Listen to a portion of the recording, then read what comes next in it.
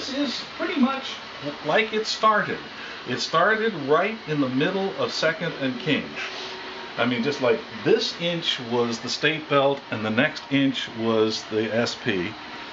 And just bang, there's no demarcation, it just, the belt starts. The state owned it because they owned everything in the... So is this an accurate imitation? This is roughly accurate. There are some things that you'll see that you'll say, oh yeah, I remember that. And some of these things you'll say, well, he's played a little fast and loose with California geography. But this is, for my purposes, the WP yard, which is turned the wrong way and on the wrong street. But it's... And where was the WP yard was south of the Bay Bridge. It was right across from Matson's nice complex. They had a beautiful complex down there, and there's a lot of pictures taken there because you could stand back and get pictures, but I didn't do them. This is Pier 46, which is now where the ball field is. This was an important pier down there, not this close to King Street. This is all King Street going down here.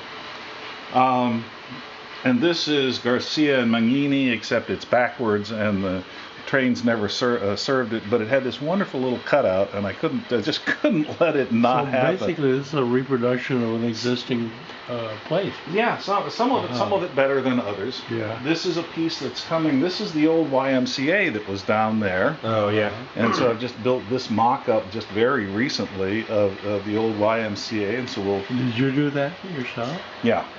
We used a model railroading CAD program. But so that was down there, and it's kind of big and iconic. This is kind of a poor reproduction of some stuff of the old Italian-Swiss colony, which managed to survive the earthquake and fire.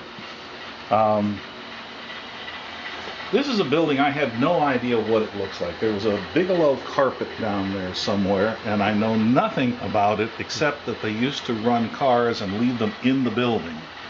And so this is I don't know anything about it, but his car is in the building. And then the other iconic one down there is the Hills Brothers, and this is another mock-up. Oh yeah, I can remember smelling the coffee. Oh, yeah, so yes. Everybody does. Well, coffee was the second largest manufactured product that San Francisco shipped out for a long time. Because there was not only Hills, there was Folgers, there was some guys that were actually the predecessor to MJB. There was.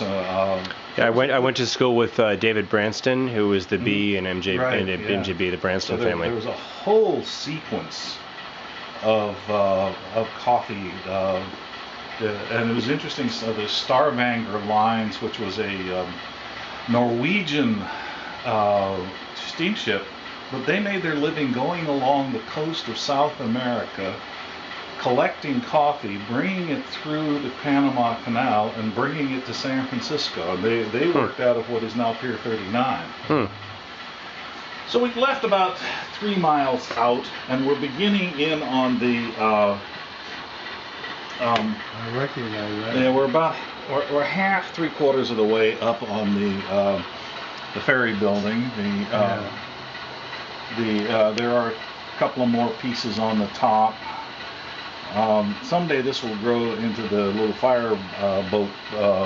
fire station down there. How did you negotiate the background? The background actually was, I found it on the internet and then took it off to Kinko's, which, long now, FedEx, whatever, and all of that. But they printed it off for me, and I figured that was probably the best I was going to get. So we did that, and I have a nice Sherwin-Williams, but that one's too small. I want to get a nice, that was a big sign on top of that building. And this building here, this tower is roughly right for an outfit called Schmidt Litho, which actually wasn't on the belt. It was one street over, but heck, it was too nice not to take. Coming around on the other side, still in the same area, again we go back to things that are real and things that aren't real. this is all pretty much sort of as I liked it, but there was, this was a seawall bonded warehouse, which was there for a long time. Oh, sir, how are you? We're giving the nickel tour.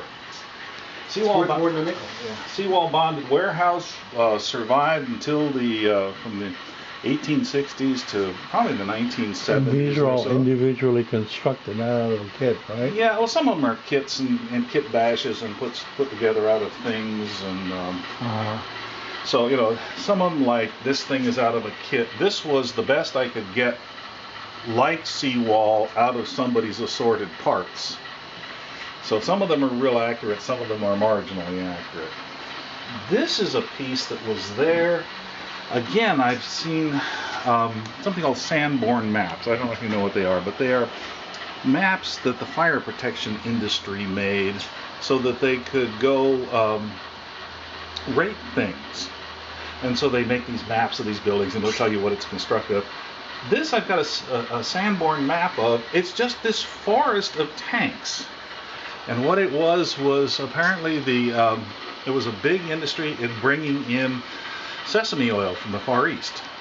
And so these guys would bring in and they would hold the sesame oil. It would come in on the ships. And so Pacific vegetable was a big deal. I'm fascinated by the fact that you have these figures, but these are not the little German ones that I have. No, But, these are sort of here, there, and everywhere. I just keep looking around. And, these are American. Oh yeah, most of them are. There are a few German ones, a few of the Chrysler ones. Yeah. This is a fairly poor representation of something that is there, and I haven't marked it all up yet like it is. But this is Oriental.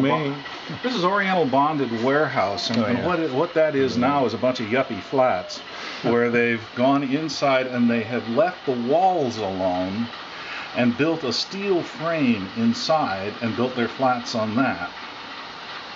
And this essentially is the mock-up for the roundhouse. It's not the final effort, but this is the roundhouse. It's roughly right. It needs some more work, but I'll build a better one later. Then we cast the fronts of all the piers. I started off. There's Walters makes a lovely pier that which kind of started me on this thing. And when I finally got a look at their pier, it doesn't look a bit like the San Francisco piers. They're very distinct, and they date from the 1915 World Exposition, the Panama Pacific, when they thought they were going to do. They thought they were bringing passengers in here to the ferry building and then taking them along the waterfront and that never happened, but they said they had to jazz up the waterfront. You just couldn't take people and scuzzy things like that.